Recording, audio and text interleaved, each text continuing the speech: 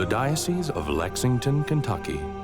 The story of the faith in this region began with the ministry of missionary priests, was sustained and nurtured by a visionary bishop, and is still being written today under the leadership of its current apostle, Bishop John Stowe. I see a bishop as a pastor. I try to walk with my people and to guide and lead, and as Pope Francis says, have the smell of the sheep. That's what I ask the people to do, keep me grounded.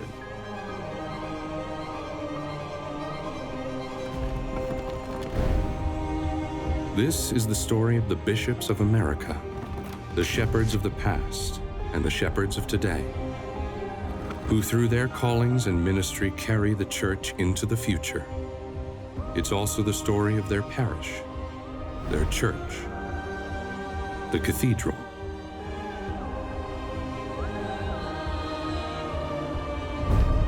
This is The Chair, an exploration of what it means to be an apostle in America.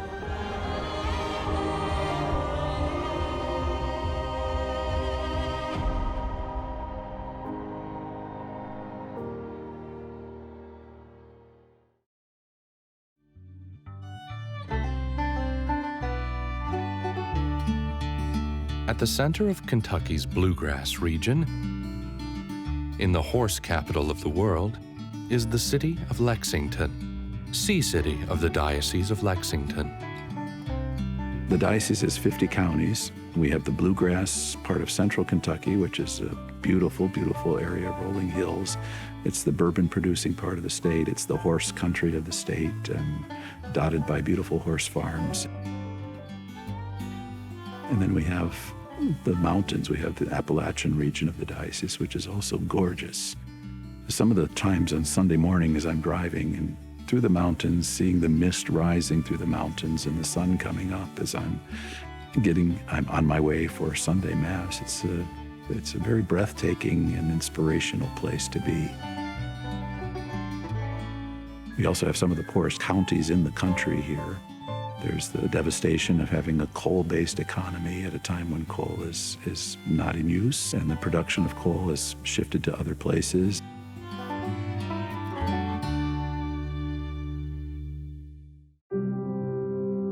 This area was populated by native peoples for centuries, including the Shawnee, Cherokee, and others.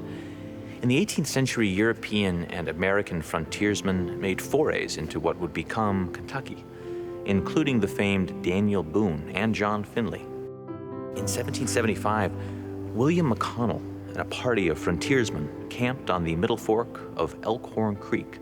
And upon hearing of the colonists' victory in the Battle of Lexington and Concord, they decided to name their campsite Lexington, and the name stuck. The Diocese of Lexington, though established rather recently in 1988, shares in a rich tradition of Kentucky Catholicism, which stretches all the way back to the years following the American Revolution, when Catholics started migrating across the Appalachians, bringing their faith to the interior portions of the new American territory. One of the early missionaries to the region was Father Stephen Baden, who had fled his native France to come to the United States, where he was ordained in Baltimore by Bishop John Carroll. In September of 1793, he and another priest set out a mission towards Kentucky. He spends a good deal of the first years there very much alone. He stays in the Lexington area until he begins to realize that most of the Catholics are in the Bardstown area. So he builds a cabin a little closer to Bardstown that's now what is part of the mother house of the Sisters of Loretto, and he calls his little church St. Stephen's. He spends time in this cabin, but what he has to do is really saddle up and visit all the different families and communities in the area. At one point, he was on horseback for 22 straight days, riding from one Catholic settlement to the next, really covering hundreds of miles. In 1808, the Diocese of Bardstown is established. Benedict Joseph Flaget is appointed its first bishop, and he's given the moniker, the first bishop of the West. He comes over from France with Father Baden, so they know one another, and they continue to encounter each other throughout their time in Kentucky. The Diocese of Bardstown was the largest diocese ever formed in the United States, comprising an area that now covers 10 modern states, including Kentucky, Ohio, Tennessee, Michigan, Indiana, and others. Bishop Flagey serves over 40 years as bishop of the area, and within that time, he welcomes to Kentucky many different religious communities, some of them the Good Shepherd Sisters, the Jesuits, the Trappist monks of Gethsemane Abbey, as well as many other congregations. Bishop Flagey was committed to building up a Catholic institutional presence on the frontier, which helped bind together the Catholic community into a tight-knit community of faith.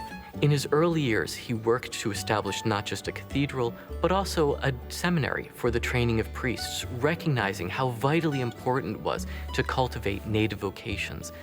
And the priests that would be trained in Kentucky often became frontier missionaries and pioneers in spreading the faith throughout the Bluegrass region, but also into the surrounding states and territories.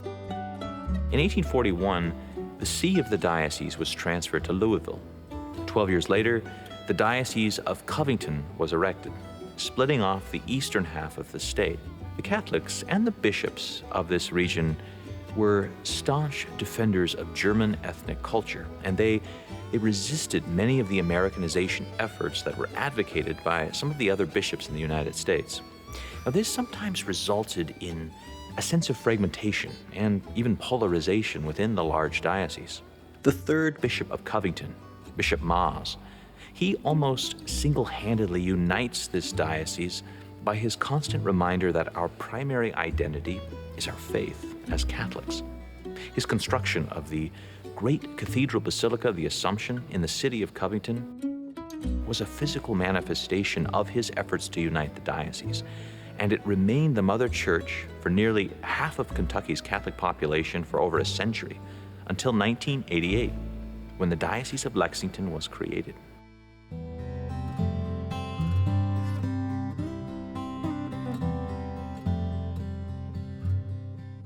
Kentucky Catholicism has long maintained a bit of a frontier identity, and this continues to this day in the Diocese of Lexington, with many of the parishes serving isolated rural communities. In some places, our Mother of Good Counsel in Hazard, Kentucky is a great example.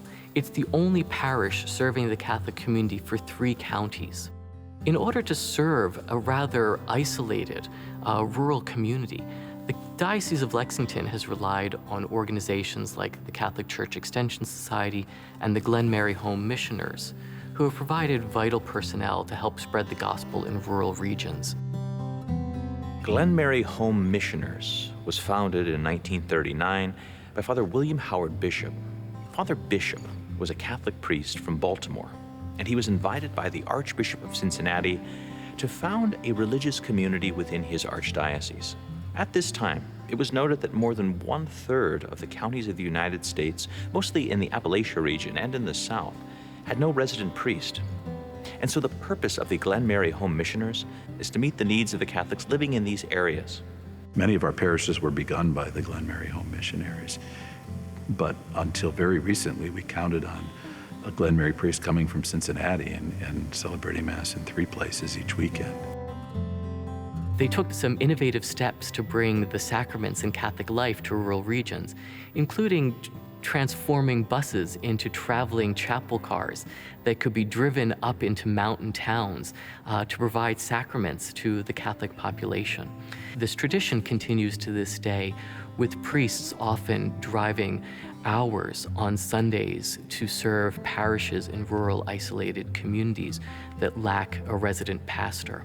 And so it's all part of this tradition of the frontier Catholicism that's long defined Catholic life in eastern Kentucky and the Diocese of Lexington. Today, the Diocese of Lexington continues to be served by devoted clergy, religious sisters, and through the support of the Catholic Home Missions, a grant-making agency of the United States Conference of Catholic Bishops. Since its founding in 1988, the Mother Church of the Diocese of Lexington has been the Cathedral of Christ the King. Christ the King was first established as a parish church within the Diocese of Covington in 1945. The present church was built in the modern Art Deco architectural style from 1965 until 1967. This cathedral just celebrated its 50th year. Now the diocese is not 50 years old. The diocese was founded in 1988, so it was built as a parish. But Monsignor O'Neill already had the inkling and the indication that someday there would be a Diocese of Lexington, and so he built so that there would be a cathedral. Soon after the parish was founded, and as the plans for building this church were developing, the pastor of the parish had a vision that this parish would be a cathedral. The model for what the church would look like was already in the bulletins in the late 40s. But it wasn't until 1967 that the church was actually able to be built. It was built then as a parish, a growing parish in the city of Lexington and the suburbs.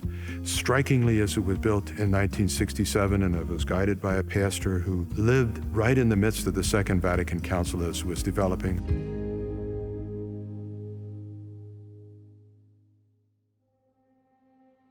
Christ the King Cathedral is a really unique and beautiful example of modern architecture for a cathedral that is so successful.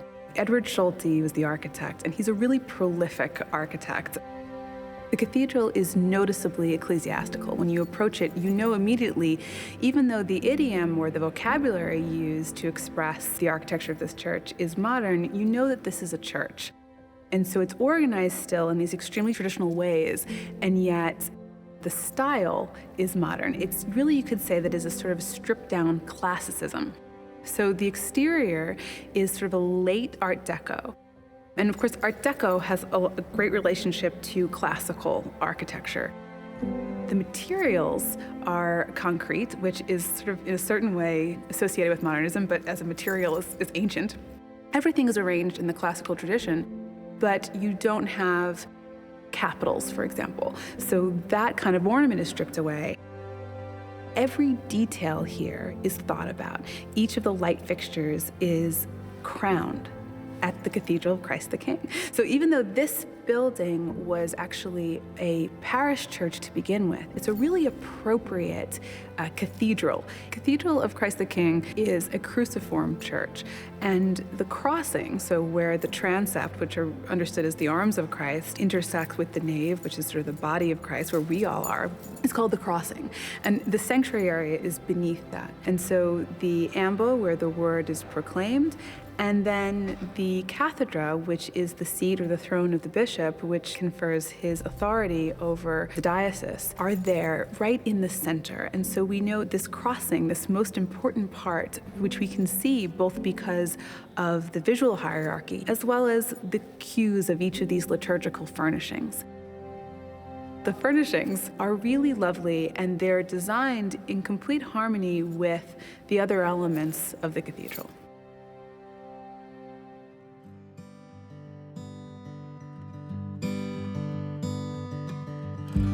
The chair in the Cathedral of Christ the King symbolizes Bishop Stowe's authority as the Apostle of Lexington.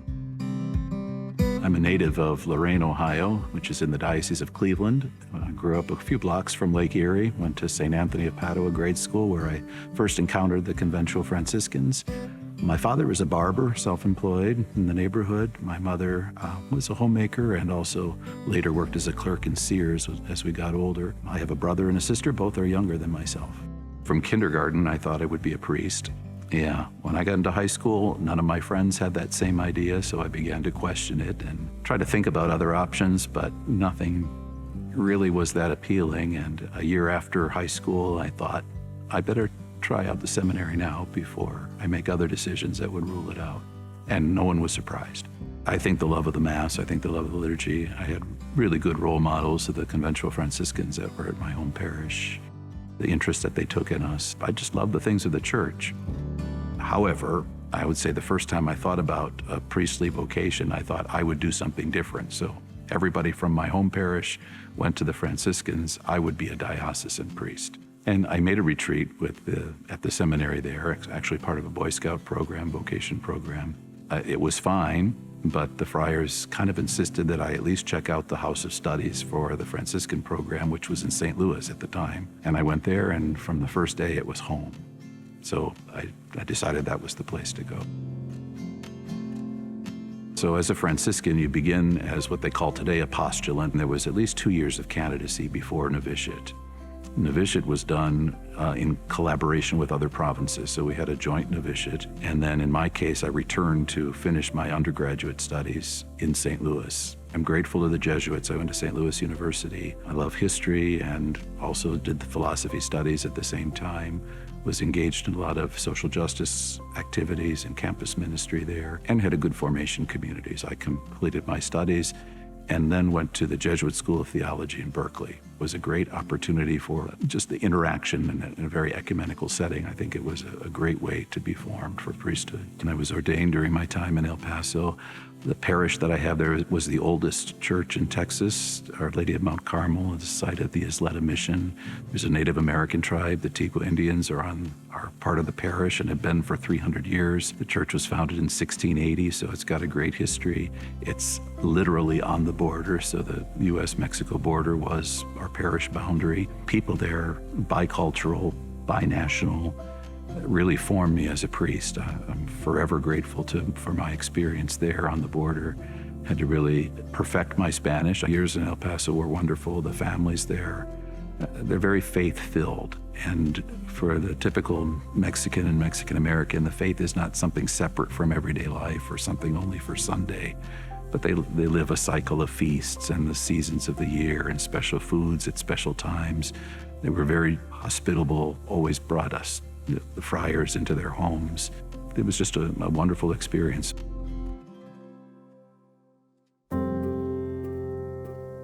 After years of ministry as a priest, on March 12, 2015, Pope Francis appointed Stowe Bishop of the Diocese of Lexington, Kentucky.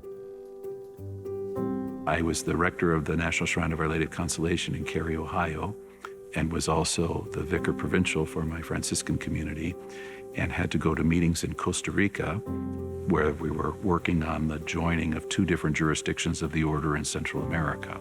So my traveling companion, Brother Randy, gets a text and a message that it is urgent that I call this person before I leave the country.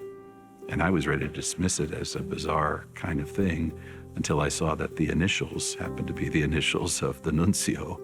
And from working in the chancery, I thought, oh.